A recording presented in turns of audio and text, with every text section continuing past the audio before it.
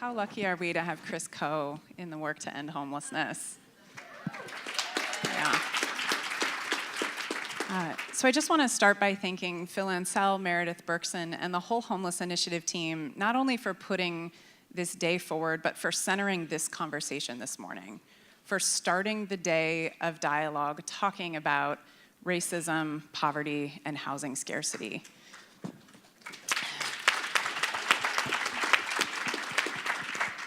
I think this is the most important conversation we can be having in this field, and our hope is that this conversation this morning permeates your discussions all day and far beyond that. So for about the next 60 minutes, we'll be talking about that. We'll be talking about racism, poverty, housing scarcity, and the impact and impediment that those dynamics have been to our work to end homelessness. And while certainly 60 minutes is insufficient in covering 400 years of oppression in this country, and certainly in creating solutions to that, what we hope is that this sparks deeper conversations, that for all of you, you walk away feeling inspired and motivated to both learn more and do more. So that is our great hope for our conversation today. I'm gonna start by introducing who's up here just by name, then I'll share some context, and then we'll dive into some questions for this remarkable panel. You all are really in for a treat. This group of folks is truly remarkable, and we have so much to learn from them. So I'll just share who's up here with me. Starting to the left, we have Angela LeBou, COO of Coalition for Responsible Community Development.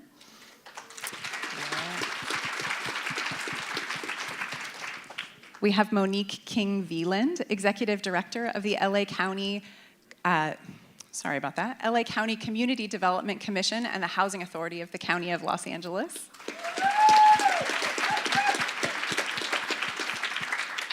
We have Earl Edwards, doctoral student researcher at the UCLA Black Male Institute and co-facilitator of the Ad Hoc Committee on Black People Experiencing Homelessness.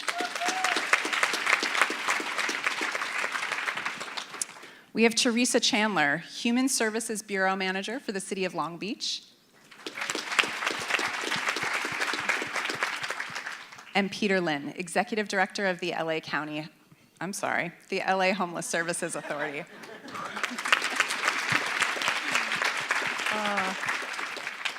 All right, so many acronyms and titles. Thank you all for bearing with me. So I want to ground this in my experience and to be honest with you all, that I've spent about 15 years working in homelessness and economic justice, and I've known many of you in that time, and I want to be honest that for many years I didn't talk about race when it came to homelessness. I developed a very concise and clear definition. When someone asked me, why do we have this homeless crisis, I would say very clearly that our wages have not kept pace with the cost of living. I tried to say that as clearly as I could because I was aware of this dynamic around assuming that it was some kind of personal failing that led people into homelessness. So I wanted to combat the stereotypes and the myths around mental health, around substance abuse, and most importantly, around individual responsibility, and instead to shine a spotlight on the systemic dynamics that were at play. But what I realized is that as I did that, I did a great disservice to our field. And that in acknowledging the role of poverty, I erased the role of race. And race is, in fact, at the very center of this crisis. And so I feel deeply grateful to be able to have this conversation today and to bring that into our conversations front and center. So it wasn't until the last couple years, as Chris mentioned, I spent many years at United Way working with the remarkable Home for Good team. And it wasn't until I stepped out of that role that I was able to see the dynamics around homelessness more clearly. So ironically, it was in stepping back that I was able to see what was going on. So to give an example of some of the analysis that I was looking at, when we started Home for Good in 2011, there were 7,000 homeless veterans. And at that time, we set a goal of ending veteran homelessness by 2016. So 5 years we gave ourselves to end homelessness for 7,000 people. As I was leaving in 2016, the people in this room and the thousands beyond us had housed 17,000 homeless veterans, right? So simple math would tell you we started with 7,000. We subtracted 17,000. You would think we would be far on our way, if not done, right? But what we knew is that the homeless count that year was not going to show that. So we had 3,000 people, 3,000 homeless veterans who were still out on our streets. And I really wanted to understand why that was. So I started to swim farther upstream to understand what was going on, and I became a student of our history, of our systems, of our criminal justice system, our foster care system, our housing policy. And what I saw undeniably again and again was the presence of race and racism at the core of all of that. That was our present day reality, as well as the history that brought us here. And the most powerful thing that I need to remind myself of again and again is that social constructs of race, that race is man-made. This is not a biological phenomenon. And in fact, we're taught in school and in history that racism is an interpersonal bias or an interpersonal animus. But in fact, race was created to justify slavery. And over time has continued to perpetuate systemic inequality that we continue to see today. So what started with slavery continued with our Homestead Act, redlining, the GI Bill, continues through mass incarceration today. These are all of the things that it's so critical that we face into so that we're better able and better equipped to address them. So that's a lot of what we'll be doing today. We'll be facing these realities. And I know it's not a positive picture always. I'm such a deeply optimistic and positive person, and I feel so clear that it's critical that we face into the pain of our history and our reality in order to move forward. There's a beautiful James Baldwin quote that inspires me around this facing, and he says, "Not everything that is faced can be changed, but nothing can be changed until it is faced." So that's the facing that we'll be doing today as we move into reflection and action. Also want to make just one final note about intersectionality. We will be talking about racism and poverty, and I want to acknowledge all of the dynamics at play around gender, sexuality, religion. There are so many factors that impact our experiences in the world and our experiences of homelessness, and I want to acknowledge that up front. So we're going to start with our incredible panelists by looking upstream. And I'll ground us in a few statistics. As Phil mentioned in his opening remarks, 9% of Angelenos are Black, and 40% of our homeless population are Black Angelenos. They're the only racial group that is overrepresented in our homeless population. We also know that 1 in 4 Angelenos are living in poverty. That's 2.5 million people living on the brink or in homelessness. And finally, when we look at housing scarcity, we know we need over 500,000 units of affordable housing to keep pace with the demand for affordability.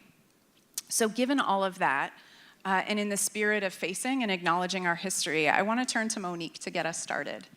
And I want to start with some history. So Monique, you have a deep history and expertise in housing policy. You've developed hundreds of affordable and supportive housing units, and you talk about the deeply harmful impact of redlining. I would love for you to talk with us about what redlining is and the impact that you see of that today. Thank you. First, I just want to take a minute to say thank you to Christine, because this conversation couldn't have been teed up any better than what you just did. So thank you for that. Okay. Usually I don't have notes, but to do this topic justice, I needed it. So I'm going to have these to refer to it as well. I want to start with a quote that I think tees up this conversation perfectly. The quote is by George Santayana, and it says, "Those who do not learn from history are doomed to repeat it." So in order to have effective interventions and solutions around this sort of complex and intersectional issue of race, class, poverty, housing, and homelessness, and I could go on with the other things, but in order to do that, you need to have a deep understanding and, more importantly, a true acknowledgement of our history. Redlining refers to the practice of denying loans or services to an area based all or in part on race or ethnic composition. So starting in the early 1930s, the Federal Housing Administration, and I need to say that again, the Federal Housing Administration, not the private banking industry, incentivized lenders to reject home mortgages in neighborhoods with Black residents because they considered those mortgages in those neighborhoods to be more risky because of the racial and ethnic makeup. So residential maps were created for appraisers to show them which neighborhoods the FHA would favor. The maps were color-coded based on the racial makeup of the neighborhood and the likelihood of getting a mortgage. Red areas were predominantly Black neighborhoods and were the least likely to get mortgages. And this practice was eventually dubbed redlining.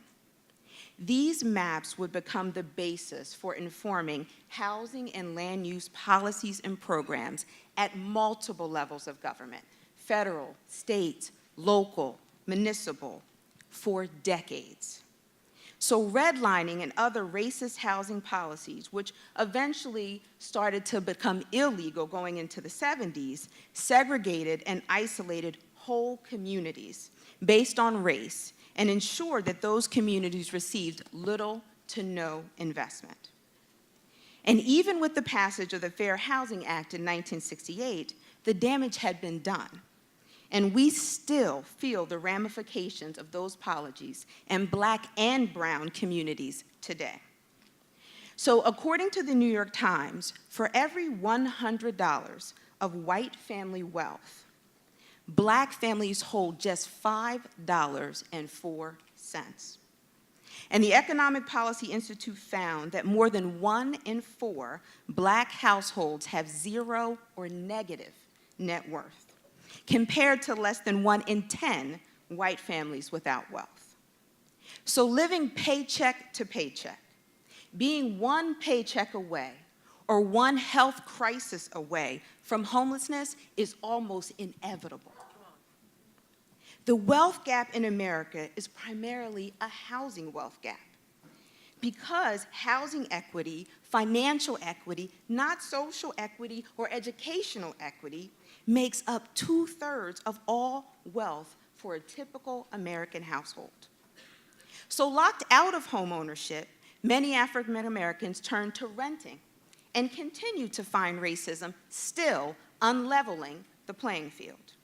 In our county, Black people, as you've heard, make up 40% of the homeless population, despite representing only 9% of the general population. But let me tell you, this is not just an LA County problem, because the numbers nationally are 40 and 13, respectively. This is a national crisis of inequality and institutional racism. So it's not surprising that 43% of our voucher holders are African American.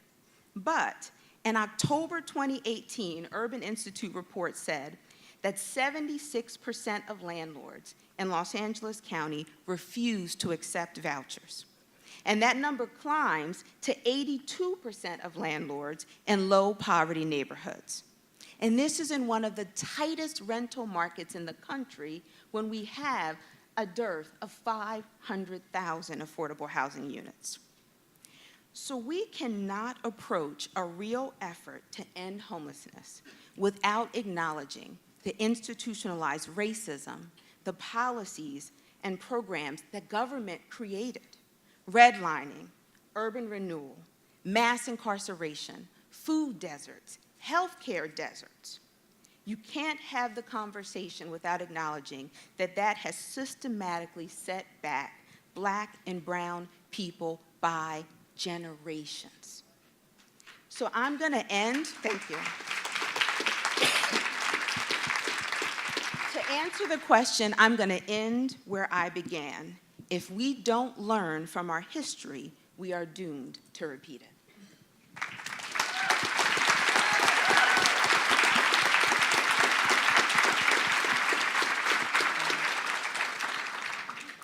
Monique, I'm so happy you're here. Here globally, here right now, but here in LA. So glad you're here. So Earl, I'm going to turn to you. We're going to swim even farther upstream, and we're going to talk about our education system. You've spent time as a high school teacher and now as a doctoral student researching structural racism in our school system. So I'd love to hear from you. Can you speak to how our education system is creating these disproportionate outcomes? What are you seeing in those early stages of a child's life, but also in the early stages of those systems? Yes. Hello. As an educator, one thing that I never thought about was students experiencing homelessness in my class. Can I get a show of hands? Who here works for a school or an educator? Okay, so we have a couple. I was a special education teacher, so I worked with students that had a lot of challenges, and because they had other challenges, I never thought about their housing situation as being another challenge they had to go through. And I've been doing research in LA County, and I found out that 60% of black people, black kids that are experiencing homelessness in LA County are graduating high school. The county average is 82%. Now we break that up by gender, you see that 55%, only 55% of black boys who are graduating high school are experiencing homelessness and also able to graduate high school. So it speaks to a higher level of disparities even within the homeless population. So when I think of structural racism, as a researcher and also as a black man, I think about how I navigate life and how the structures around me and institutions around me interact with me. So I experienced homelessness for 6 years, all throughout my high school career and also in middle school, and also was in foster care. And I think about living in a shelter and having to wait to go to school because I had a meeting with the shelter that my mom I had to go with my mom to be at. And then I think about how I missed the bus, so I had to walk to school. And because I was walking to school, and school was already in session, I'm now being stopped by police officers asking why am I walking on the streets when I should be in school. So now I have an interaction with the policing system, right, and the incarceration system. Then I get to school, and I'm punished for being late. Now I'm getting a tardy, and as a result of being late and going to class, and now I feel uncomfortable because now the teacher's looking at me like it's my fault. And this happens daily. And you endure this daily. And as a result of, one, the miscommunication, because a lot of times teachers don't know who's homeless in their classes. And also, county doesn't necessarily have clear communication between the school district and also county resources. So the school district actually identifies students experiencing homelessness. LA County, we have about 50,000 students experiencing homelessness. And they include the definition of doubling up. And doubling up is living with family members or other people as a result of a crisis, a financial crisis. And our HUD definition, we don't include them. So a lot of times they go unnoticed and invisible. And as an individual that doubled up, I can tell you, when you're living in someone else's space, it's very, very stressful. You never know how long you're gonna stay there for.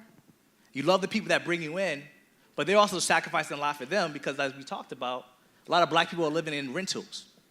So now you're living in their apartment without actually being on the lease. So now you jeopardize that whole family, your family and the other family, from actually being homeless and actually experiencing homelessness. So it's a high stressful environment, which then leads to individuals leaving the house, not wanting to be in that space because it's crowded. So it means I'm on the streets more, I have more opportunity to have more interactions with the police, which puts me on a track to then have a record and then make it very, very hard for me to, one, graduate high school, but then also get a quality job. So when I think we talk about education as the upstream, I think it's very, very important to realize that we have numbers of students that are already identified as experiencing homelessness. And for black boys, 45% of them are not graduating. So what's happening is those individuals aren't graduating. They're probably able to couch surf for a while.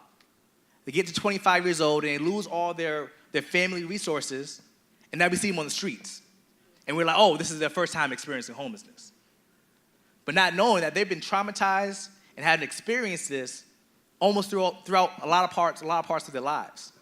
So I think it's really, really important that when we start thinking about homelessness in schools, we're starting to see about them as indicators and helpful places where we know children are at, so we can provide them with resources and make sure that they don't fall into homelessness as adults. Because we already have resources, we already know, we have 50,000.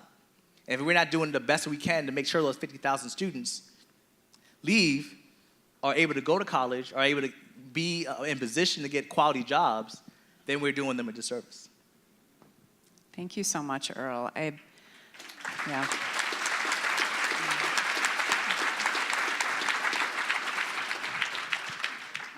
I so appreciate you sharing what you know as grounded in your own experience, and want to recognize and acknowledge the labor that you put forward in sharing that, as well as the tremendous labor you've put into the research and the work that you do. So thank you for that. And you talked about the dynamics of the criminal justice system and the foster care system as those systems engage with our youth. And I want to turn to Angela, whose work at CRCD is centered in that work, working with youth who are engaging with those systems. And Angela, I'd love for you to share with us what are you seeing as the dynamics at play for the youth that you're working with, particularly youth of color in South LA? Good morning. So, you know, when Earl was talking about the experience of bouncing around, like being late to school and the whole experience of what that does to a young person's educational trajectory, you know, I think about all of our young people who are in the foster care system, and when we do swim upstream, you know, so many of our young people in the foster care system are disproportionately African American, are disproportionately Black and brown. Disproportionately, we're seeing that families are being essentially broken apart. They're more likely, our statistics, you know, the statewide statistics, but also national statistics show that they are more likely to be separated from their families. And what happens is that they, in some cases, are able to stay with a relative. Maybe they can stay with, in the homes of friends or family. But that does become tenuous. That does become challenging, and schools can be missed. I remember, you know, seeing some studies a while ago that every time a young person in foster care has to switch schools, they're missing time, and every week that they're missing is equivalent to almost missing a month of the actual academic lessons that they're getting in school. So more and more with every placement change that a young person in the foster care system experiences, they're also falling behind in school. They're on the street more, they're having more interactions with police, and you know, and they're being incarcerated more. Statewide, the Chronicle of Social Change actually published this study where they found that you know, for every white juvenile child who's in the juvenile justice system, for every white child whose case is transferred to the adult system, that happens for 11 Black kids. Their cases are being tried in the adult courts more and disproportionately than their peers, and that does have very long-lasting effects on their abilities to be able to enter the workforce. If they are incarcerated for quite a long time, and perhaps past their 18th birthday and beyond, they probably haven't completed the right to work requirements that you have to, if you're male, you have to you know, sign up for service. And so if you haven't done that, and if you've been incarcerated for quite a long time, you come out of jail and prison, and you're still not going to have the right to work until you remedy that. And some people don't know that that's their barrier until they come to services where we're trying to navigate that with them, and we find, ooh, did you know you didn't have this paperwork filled out? And it's hard to explain that even though you were in the juvenile justice system, and even though you were in camps and then you were in jail, you were supposed to also fill this out so that you could work later when you get out. And we see that.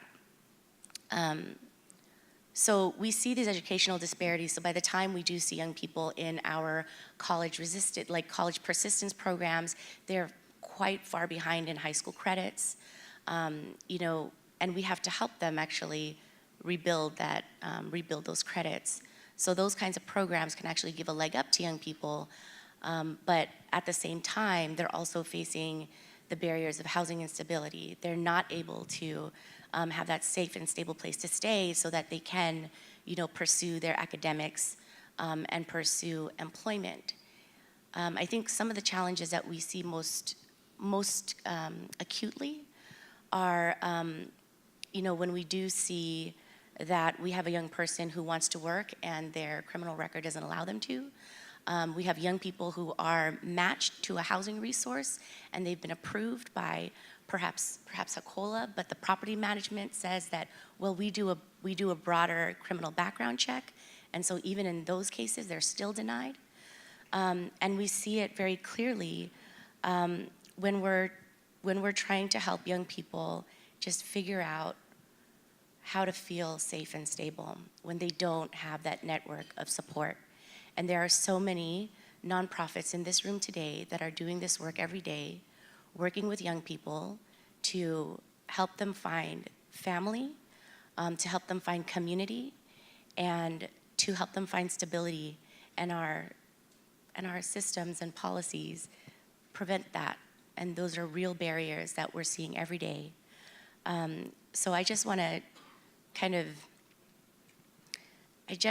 to really highlight that when we think about swimming upstream and we think about where we can make the most impact, I think the statistics that show us the challenges with the disruption of families being torn apart really merit us working more closely and supporting our departments like the Department of Children and Family Services so that they can help keep families together more, so that those kinds of networks don't break down and they're not exacerbated by the additional policy barriers that then young people and their families face as they try to navigate their way out of poverty. And I know we're going to talk more about kind of those other things, so thank you.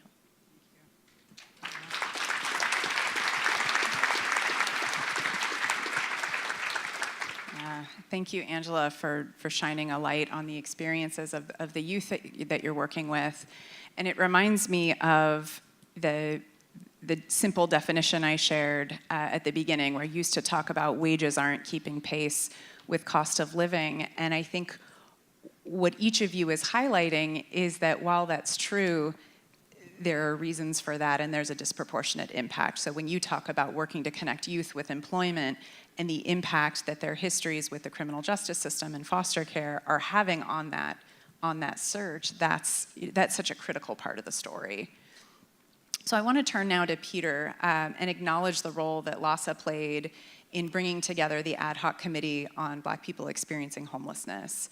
So through LASA's leadership, and I know we have two committee members up here, Monique and Earl, were both a very active part of that process. I also, before I turn to Peter, wanted to just ask if anyone in the audience who participated either as a member of the committee or spoke out through the listening sessions, if we could take a moment to acknowledge all of you. If you could stand, please.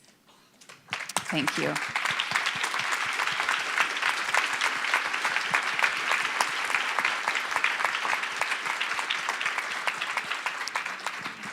Just want to acknowledge what a tremendous and I know emotional undertaking that process was and continues to be, as it is both personal for so many people who were engaged with it, but also a huge part of the lift that we need to do in this work. So Peter, Angela was talking about the criminal justice system, foster care system. Can you talk a bit about the findings through the committee around what are we seeing in our homeless population and the ways that is connecting with our foster care and criminal justice systems? Thank you.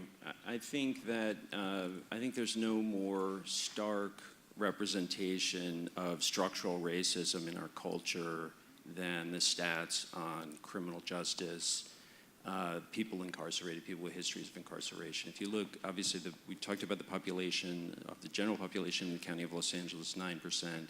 Our jail population is 30% Black. So right there, you have an extraordinary overrepresentation of people who are currently incarcerated.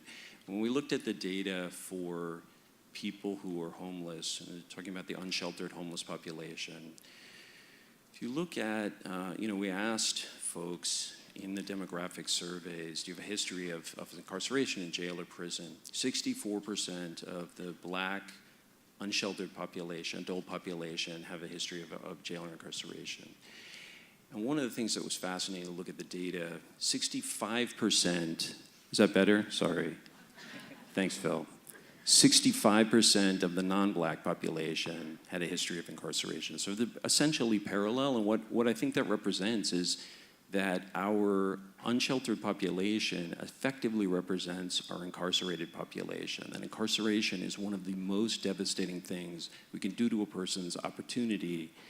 And the fact that we're over-incarcerating Black, particularly Black men, at such tremendous rates has a devastating long-term impact on people's economic well-being, on their social connections, and on all the ways that we participate in our culture. I think that's one of the starkest findings. I think that when we talk about our child welfare system, the child welfare data was equally stark. If you look at families. The Black homeless families with minor children were 8 times more likely to have a child welfare system involvement than non-Black families. So really stark overrepresentation there, 16% versus 2%. And DCFS presented data in the course of this. There was a large effort by many different agencies to bring forward the data that they have on these disparities and on the impact of their programs. DCFS presented information, 24% of those, their involved families were Black.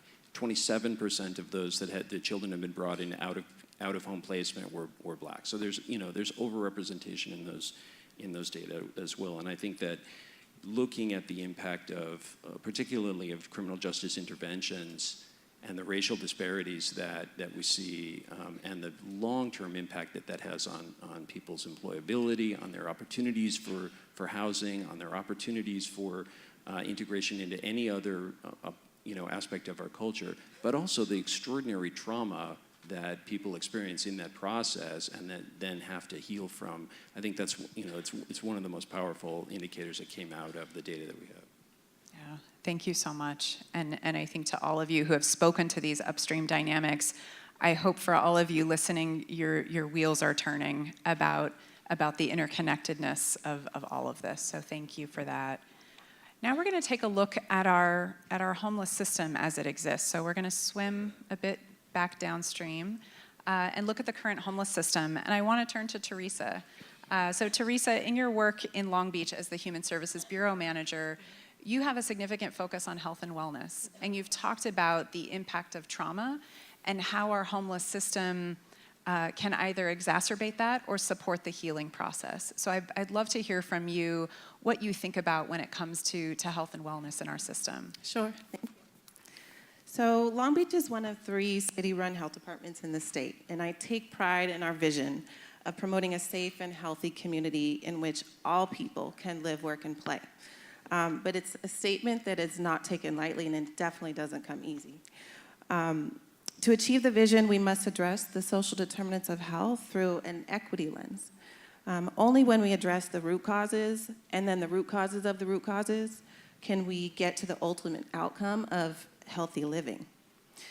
We also keep at the forefront of service planning and delivery that the disproportionate number of people of color who are experiencing homelessness in communities in Long Beach, across the county, across the state, across the nation,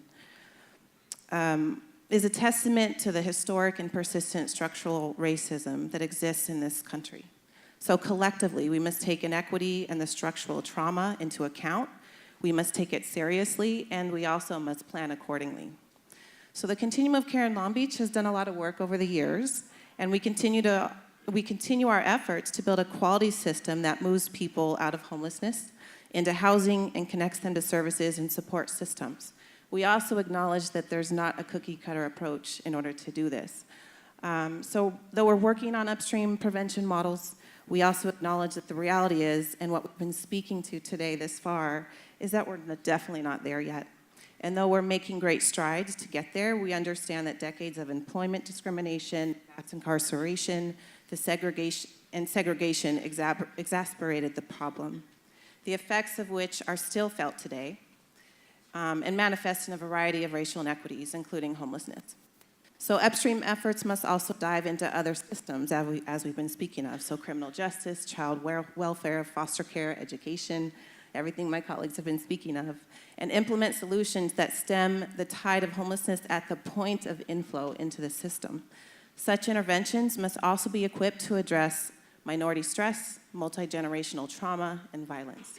So our programs and policies need to fit right in with how to address those as we're going forward. So again, no cookie cutter approach because everyone has a unique story in coming into our system. So all partners in our particular continuum of care are trained in trauma-informed practices. However, with a workforce that turns over, we acknowledge that ongoing training and policy practices are necessary to create a trauma-informed system of care. As a health department, we acknowledge how important it is to provide secondary trauma for our employees and contracted partners who are working directly with clients and participants in the programs as well, because many of them have lived experience or have family with lived experience. Our outreach network is an interdisciplinary team that's made up of health department outreach workers, a public health nurse, Long Beach Fire Department, who are quality of life officers paired up with a DMH clinician. We have the Long Beach Fire Department, where they're paramedics who respond to calls directly with the outreach team. We have the Long Beach VA. We have other and several community partners who are all trained to address trauma and mental health first aid. This team builds relationships with people with the mindset of never giving up on the possibility of yes. They are very tuned into providing trauma-informed care as they encourage people to accept services, knowing that it takes many, many contacts to engage people and to get people to say yes. So looking at the larger system, so in 2015, the city launched the Long Beach Trauma and Resiliency Informed Task Force that spent 15 months planning and developing an action plan for creating a trauma-informed Long Beach. Simultaneously, the city was awarded funding to train city and community partners in trauma-informed care. I believe we trained about 1,300. Support this and strengthen families. We supported the Strengthening Families Conference and implemented a city-wide trauma-informed awareness campaign. The city also was provided funding to continue work of developing and strengthening across systems citywide trauma and resiliency informed approach. We will be focusing on supporting organizational delivery as well as supporting organizational culture and policy shifts. So that's looking at different departments and organizations across the city and really getting in and working with folks in how to change policy to address trauma across the city. So ultimately, Long Beach has the goal of weaving trauma and resiliency-informed care into the city fabric so that we become a trauma-informed city at large. Just an Thank you. example. Wow. Thank you, Teresa. I appreciated as we were preparing and chatting about this panel, the way that you centered this need for trauma-informed care at every level. I think it's such a critical piece of the work. And I want to build on that and turn to Earl and ask you, you spoke at the beginning both about your personal experience and what you've learned and studied and the work you did on the ad hoc committee to understand the experience of Black people navigating our homeless services system. And I would love for you to speak to what you've learned about that experience, what you've seen and heard. Yeah, so when you look at the quantitative data, you'll find that Black people are actually using the services at the rate of them experiencing homelessness. So about 40% of Black people are experiencing homelessness. Those who are entering services are about 40% as well. However, contact is not always the same. And I think that's one of the most important parts that numbers can't really show us. So for example, I was talking to a young man who is gay, who went to a shelter that was geared and focused on individuals that are gay. And he walked in, and one thing he realized immediately, that everyone in the room was scared of him. And he did not feel welcome at all. So he immediately left. And when he left, that meant he left one of the best programs that were going to be helping for him as a result of the lack of racial awareness and also the implicit bias that was happening in the services that were actually being provided. I talked to a lot of individuals who are in shelters, and particularly black women. And they talk about being re-traumatized by going to the shelters and having negative interactions on the basis of them being black and them being women, in terms of them being seen as being too authoritative. In terms of younger people talking to 60-year-old women and talking to them like they're their friends and not showing the deference and respect to them. So these little interactions that are happening within the spaces that are being used to provide supports aren't helping those black people.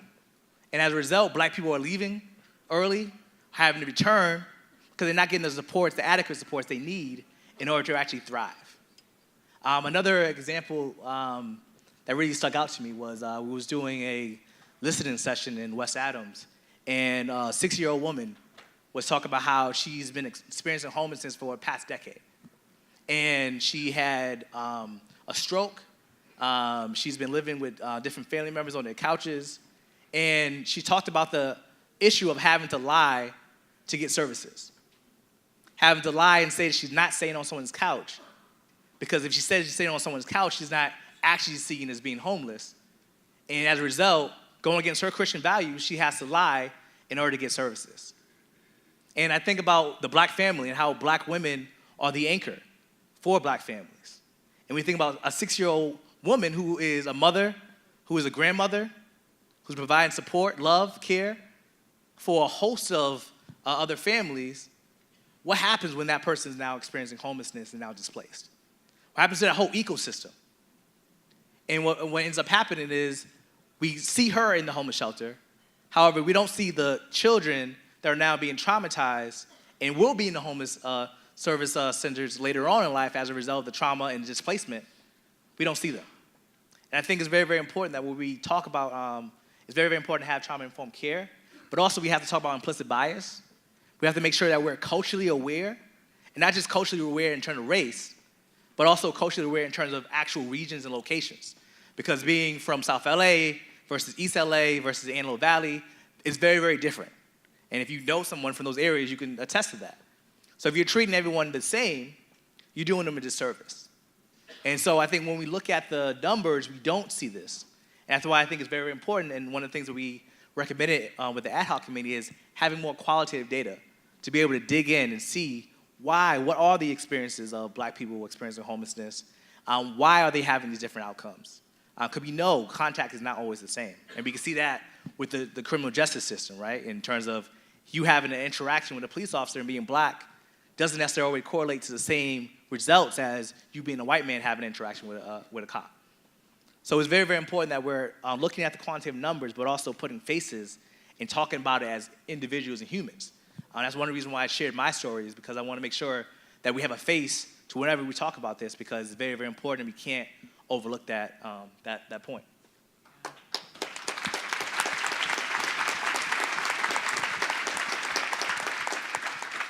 Thank you so much, Earl. And it really resonates, that idea of balancing the quantitative and the qualitative. And I think particularly the intersectionality that you spoke to, that's what comes alive when we hear people's stories, the layers of experience that the data can't bring to life in the same way, and yet the data is so critical in our facing as well. So I want to turn now to this question of housing, and what does it mean for people to move off the streets and begin to heal from the trauma of homelessness? And in the same way, I was thinking about this dynamic that when we talk about racism, we often talk about people of color, and we don't turn the lens on white people to see the role that whiteness plays in racism. And in the same way, I wanted, and I'll turn to Monique for this question, I wanted to turn the lens on community. So often when we talk about people moving out of homelessness, we focus on the people who are moving out and how can they heal and what do they need to do and how can we support them. And so I want to turn that question around and ask you, as someone who's been a part of developing hundreds of developments, both here and on the East Coast, what can the community do? What's the community's role in either thwarting or supporting the healing for people moving off our streets? Wow, so they just held up like the 10-minute sign, and that could take another, like, you know. You've got time. 20, 30 minutes, but I'm gonna hold tight. I still need more than 20, too. So here's what I'll say. You know, when I started doing this work almost 20 years ago, we weren't even talking about bridge housing then, or housing first, or all these different housing models. And then sort of fast forward, and now we're very focused around bridge and housing first and getting people into home, right? But here's the thing. Putting people into a house is not necessarily creating home. So if you build these great permanent supportive housing projects and we get people into houses and we talk about wraparound services, but you are in a community where it is clear people don't want you, where you don't feel connected, then we've almost done a disservice. And that's not really coming home. And that's really the impact that communities can have from a negative perspective that we all need to work on. So I would just sort of say two things. One, for all the developers out there, for the homeless services providers out there who are working with developers, we really need to give more than lip service to wraparound services. And we need to understand that wraparound services means making sure that we understand, for Earl's point, that homelessness is not monolithic. It is intersectional. It is not always going to be a substance use disorder issue. It's not always going to be a mental health illness issue. Suzette and I had this conversation this morning. It's going to be multiple issues. And so your services need to understand that it's not monolithic. We need to understand that it's intersectional. And we need a race and equity lens on the services as well. And if the funders, like us at the county or the cities or others, aren't respecting that, we need to make sure that they respect that, because that becomes key to giving someone peace and healing in their homes. And the second thing is we need to go out to communities. We have to connect. You can't build a community within a community without connecting. So we can't build the pretty buildings and wrap around the services and think someone isn't going to walk out to go to the store down the street and have a horrible interaction and still feel at home in their space. So I think that's where it becomes really important. It's about building multiple layers and connecting with the surrounding community and making sure that the services we provide are as individualized as possible, or you will not keep people housed or make them truly feel at home.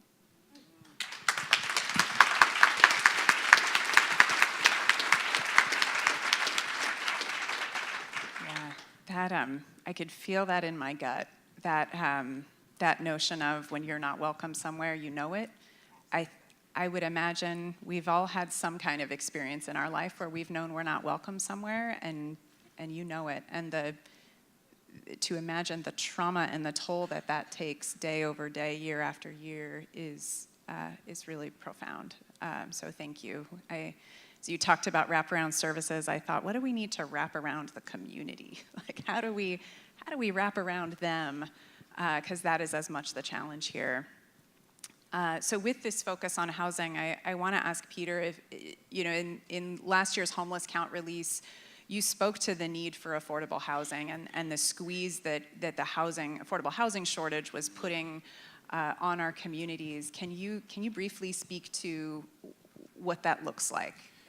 Well, you mentioned the stats. The California Housing Partnership does an assessment of every county in California every year to look at the gap in affordability. As you track over the last several years, it's gotten worse and worse and worse in LA County, to the point where we have a deficit of 567,000 units of housing affordability, just a major American city in its own right, in Los Angeles County. And if you look at data from many different sources, I think I look at the Harvard Joint Center on Housing Studies. They have an annual housing assessment report for the nation. Los Angeles County is the least affordable community in America year after year.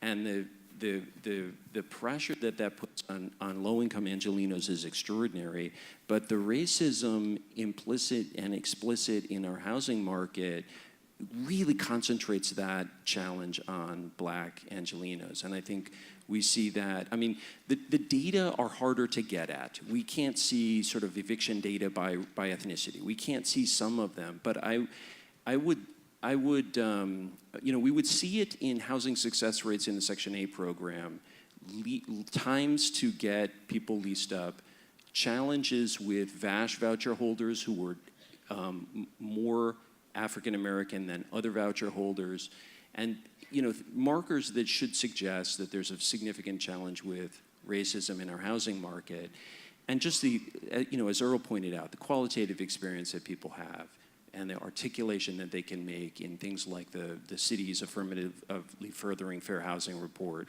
and the data that says, half the people that, who had experienced a challenge in the housing market were Black.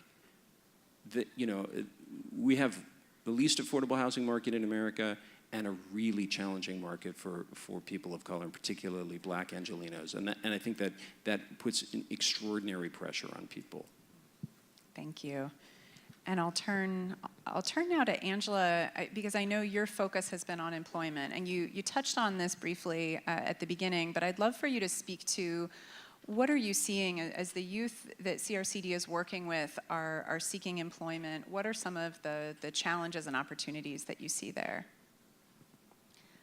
Thanks. So one of the things that we're really seeing when we're trying to help young people find jobs is just the lack of, since they're not coming in with a lot of experience, they're automatically not really being considered for some of these positions. The positions that they are getting into are not the kinds of positions that you might think of as a career pathway that leads to family sustaining wages that can grow with them as they grow and want to have their own families.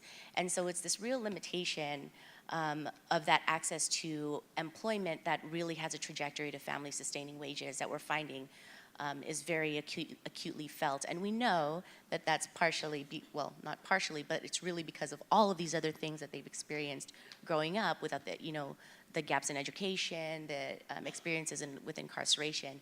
And undeniably, we're seeing that our young Black kids in our programs are the ones who are facing these challenges more often. They're not getting the jobs. They're getting more. They're experiencing more turnaways from interviews and more unsuccessful interviews than we are seeing with other non-Black young people that we serve.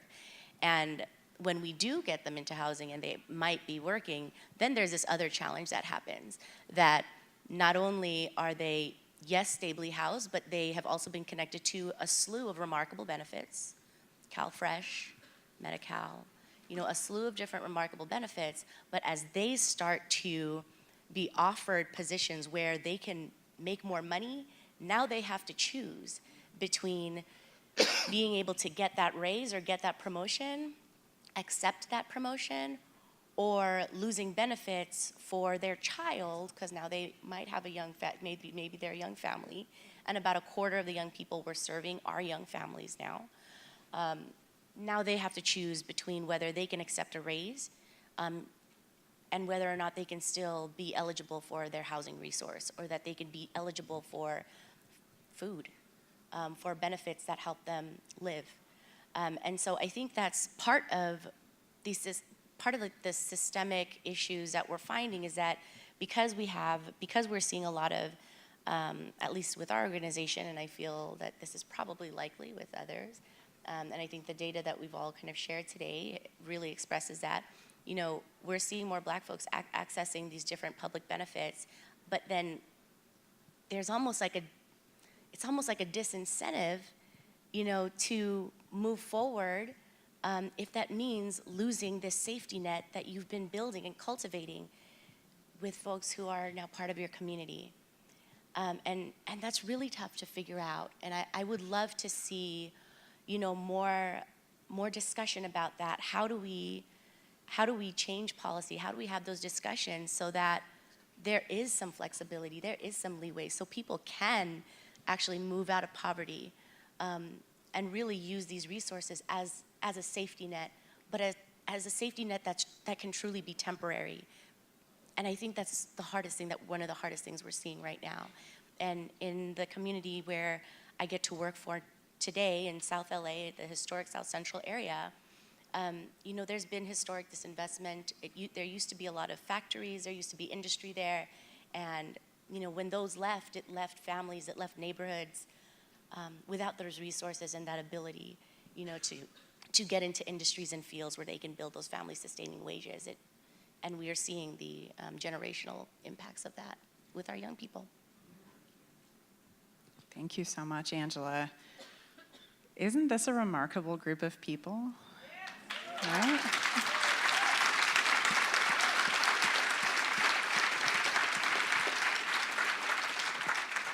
It's really hard to clap with a giant microphone in your hands. I've discovered this every time I try. So how many of you have had an aha moment sometime in the last 50 minutes? Something clicking into place, something new? You can be honest. I mean, yeah. Okay, so a lot of you. And I know it sounds like that's true for some of us up here as well, right? So much of what we're talking about is counter to what we're taught, right? This is not the history or reality that we learn in our history classes in school for most of us, unfortunately. I've got young kids. These are some of the questions I'm now asking as we interview kindergarten teachers. They're a little bit taken aback by our questions about Christopher Columbus and slavery, but we gotta start young. But this is, I've found that for me, it takes hearing these things over and over and over again to counter decades of training that my brain had on a very different reality. So to our panelists, you have 800 people in this room, many of whom have now had some kind of aha moment or new realization. I'd love for each of you to share one thing that you would call on this audience to do. What is a next step? It doesn't have to be a grand next step, it can be, but it can be something simple or something profound that you would call on the folks in this room to do. And I'll start with Teresa, and then we'll make our way down this way to Earl, Monique, Angela, and then back around to Peter. So Teresa, let's start with you. All right, so I have a whole bunch of notes here that I wanted to go through. And what it is in my heart and my call to action, it's like, throw the notes behind me. What it really means is connection. I like what Monique said. We've been in Long Beach really working with community partners. Our mayor did a call of action around a study around bringing everybody in and addressing homelessness with a task force. And I realized in that space how many community members there are that do want to be connected and that do want to help and that do want to get involved, but people just don't understand how. They don't understand what's happening in cities and in schools and in our structures already.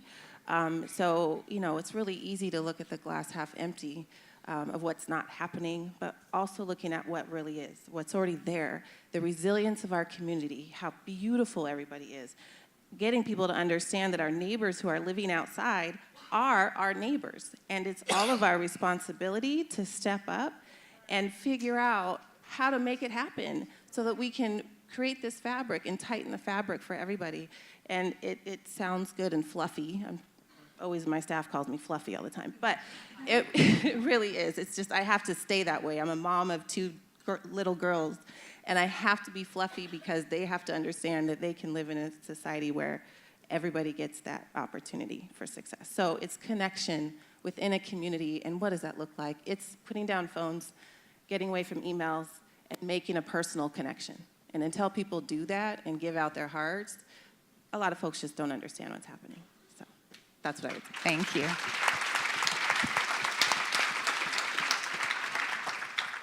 So for me, it will be a question. So how are we developing leaders who have experienced homelessness? And if you look at your organization, how many of them that are in leadership positions or on your boards have experienced homelessness? And I think it's very, very important that we start thinking beyond, because I know we have a lot of individuals that are working now more on a lower level in terms of recruitment and helping and support, because they're really, really skillful and qualified to do that, because they understand the experience of individuals that are still going through it. However, how are we making sure that those individuals don't get stuck in that position that doesn't pay a living wage for them to support their families long term? And I think that's one of the things that we really need to start being thoughtful about, because a lot of people, stories are helping, but in a lot of ways they're being exploited. And if we're not being careful to making sure that we're giving sponsorship for those individuals to become leaders in this fight, then we're never going to allow them to actually be in a position of power and also to talk about the nuances that they understand that we just can't understand as a result of our positionality. So one thing I would challenge everyone to think about is, who are you sponsoring that experience homelessness, and how are you developing them to be even stronger advocates, but also have the leadership skills to lead teams and also push policies forward?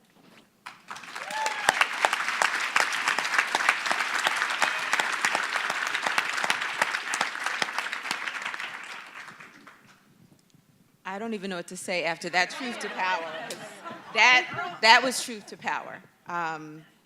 That gave me homework. Thank you. That did. I have two things. I'm going to take a little liberty. One is what I'm going to call a pebble, easier to do, and one is a boulder, okay? Here's my pebble. There's an exhibit that is opening tomorrow called Undesign the Red Line, if you haven't seen it. It's at LA Trade Tech, and it's going to go from February 7th through March 31st. And it shows the impact of redlining specifically in Los Angeles County. You can see which neighborhoods still have the same racial makeup they did and which neighborhoods have changed. You can learn about how each community has evolved since the 1930s, and you can join discussions and talk about changes that now need to be made, understanding the foundation that institutional racism and policies created. So I would encourage you all to attend and bring a friend. Tweet about it, Facebook about it, Snapchat about it, whatever it is you do, do it, talk to people, connect, and bring them with you to that exhibit. That's my pebble. That's easy. I have a bigger one. The second one that I think is really important is I would encourage you all to talk to your state legislatures about the expansion of source of income protection to include housing choice vouchers. For those who don't know, California does have source of income protection, but housing choice vouchers are not considered tenant income, and thus landlords do not have to accept a housing choice voucher. I think if we're really going to have this kind of conversation, we're really going to have dialogue, and frankly, we're really going to have impact, we can't just do it in the city of LA. We can't just do it in the county of LA. We have to do it in the state of California. I would encourage you to encourage your state legislatures to lead the way on this in the country. Thank you.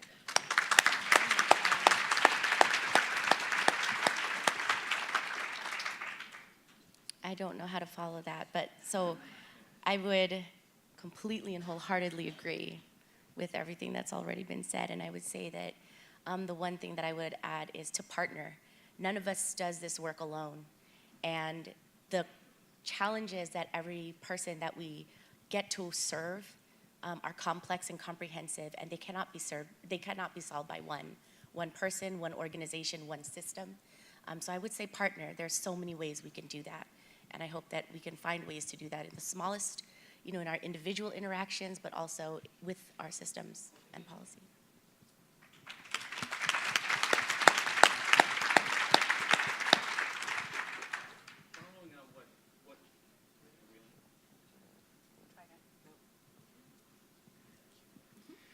Monique nailed it. Source of payment, source of income, we've got to get. We cannot let landlords use Section 8 as a proxy for denying Black people housing. That is what is happening. The other thing we have to do is ban the box on housing applications. We cannot let people's system involvement, criminal histories be a proxy for letting Black people be denied housing.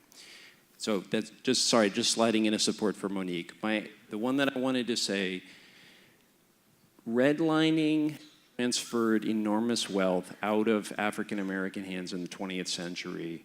The major engine for wealth creation in America was housing. That left communities of color, particularly Black communities, more impoverished. That meant that the community-based organizations that are in those communities have less charitable contributions, have less donation support, they have less infrastructure and operating support to operate, which meant that they were less competitive historically in going after what was the mainstay of our homeless assistance system continuum of care grants. There are fewer of them in Black-led organizations, and there are fewer of them in Black communities, which has led to a disparity in the way that homeless assistance grants have been delivered. They couldn't make the match the same way that white-led and white community-based organizations could do. They were not competitive. They didn't get those grants. It is incumbent on funders to take cognizance of these disparities as we make funding decisions, and particularly where philanthropy can provide operating support and core structural support to get those organizations up to the levels where they're competitive for all the grant opportunities now. I would urge you funders to do that. Thank you.